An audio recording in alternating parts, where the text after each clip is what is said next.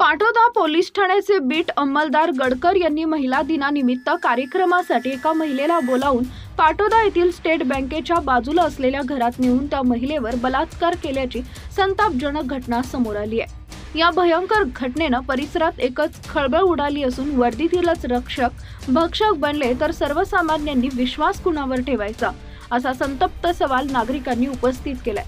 समोर आलेल्या माहितीनुसार गेवराई तालुक्यातील महिला मागील काही प्रकरणात पाटोदा पोलीस ठाण्यात ये-जा करत असल्यानं पाटोदा पोलीस ठाण्यातील बीट अंमलदार उद्धव गडकर कर्मचाऱ्याच्या संपर्कात आली होती।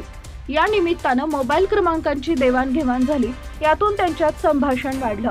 या संधीचा लाभ घेत त्या कर्मचाऱ्यानं महिला दिनाचं निमित्त साधून त्या महिलेला पाटोदा इथं बोलावून घेतलं। ती महिला पाटोद्यात आली असता स्टेट बँकेच्या बाजूला घेऊन जात महिलेवर बलात्कार केला। यावेळी त्या महिलेनं आरडाओरड करण्याचा प्रयत्न केला, मात्र तिला चोरीचा खोटा गुन्हा दाखल करण्याची धमकी देत बलात्कार केला। दुपारी 1 वाजेच्या सुमारास ती महिला तक्रार दाखल करण्यासाठी पाटोदा पोलीस ठाण्यात येऊन स्वतः पोलीस निरीक्षक यांच्या समोर सांगितलं। मात्र दुपारी 1 वाजल्यापासून ती महिला पोलीस ठाण्यातच बसून होती। घटनेचं गांभीर्य पाहून पोलीस उपअधीक्षक बाळकृष्ण हुनगुडे पाटील यांनी पाटोदा पोलीस ठाण्यात भेट देत व तपासासंदर्भात सूचना केल्या। दरम्यान या प्रकरणी आरोपी उद्धव गडकर याला अटक करण्यात आली असून पोलीस अधिक तपास करत आहेत।